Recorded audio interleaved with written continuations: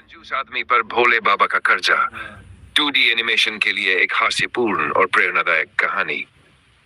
अनिरुद्धाचार्य जी महाराज की अद्भुत शैली में प्रस्तावना। अनिरुद्धाचार्य जी महाराज की भावपूर्ण आवाज में। एक समय की बात है, एक गांव में एक बड़ा ही कंजूस आदमी रहता था। उसका नाम था लालची राम। पैसे के मामले में वह इतना कंजूस था कि भगवान का नाम लेने से भी डरता था कि कहीं दान पुण्य करने की बात ना आ जाए। लेकिन देखिए, भोले बाबा का करिश्मा कैसे इस कंजूस को सबक सिखाता है। पहला दृश्य, लालची राम का कंजूसी भरा जीवन। एनिमेशन में लालची राम को दिखाया जाता है। वह घर में बैठा हर चीज की गिनती कर रहा है। अनाज के दाने, पैसे के सिक्के। गांव वाले उससे उधार मांगने आते हैं, लेकिन वह हर बार बहाने बनाकर टाल देता है। लालची राम, भला मैं क्यों किसी को उधार दूं? मेहनत करो और खुद कमाओ। गांव वाले उसकी कंजूसी का मजाक उड़ाते हैं। दूसरा दृश्य, भोले बाबा का आगमन। एक दिन लालची राम सपने में देखता है कि भगवान शिव स्वयं उसके सामने प्रकट हो गए हैं। लालची राम, तूने अपने जीवन में कभी किसी की मदद नहीं की। अब तुझे एक कर्जा चुकाना होगा, मेरा कर्जा। भोले बाबा, मैंने आपसे कब कर्जा लिया? तूने धरती पर जन्म लिया, पानी पिया, हवा ली, भोजन खाया, ये सब मेरा दिया हुआ है। अब इसका कर्ज चुकाने का समय आ गया है। कल सुबह गांव में जो भी पहला व्यक्ति तुझसे मदद मांगेगा, उसकी मदद करना तेरा कर्तव्य है। तीसरा दृश्य, लालची राम का संघर्ष। सुबह होती है।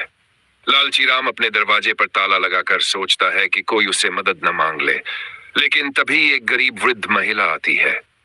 मैं लालची राम, मेरे बेटे की शादी है, कुछ पैसे उधार दे दो।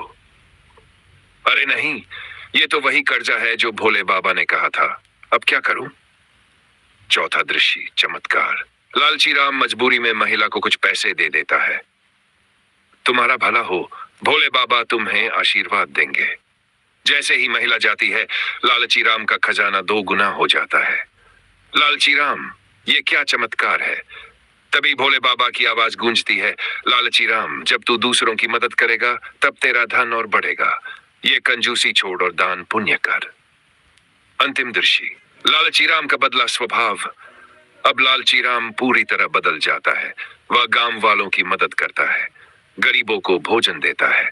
भोले बाबा की मूर्ति के सामने हाथ जोड़कर कहता है, हे भोले बाबा, अब मैं समझ गया हूं कि असली धन वही है जो दूसरों की मदद में खर्च हो।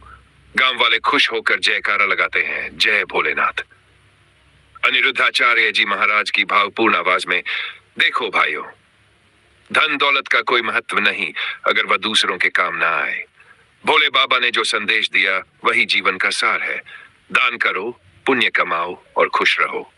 संदेश, यह कहानी एक कंजूस व्यक्ति के जीवन में आए बदलाव को दर्शाती है और सिखाती है कि असली सुख दूसरों की मदद में है। आप इस कहानी को 2D एनिमेशन के रूप में बना सकते हैं, जिसमें हास्य और शिक्षा का मेल हो।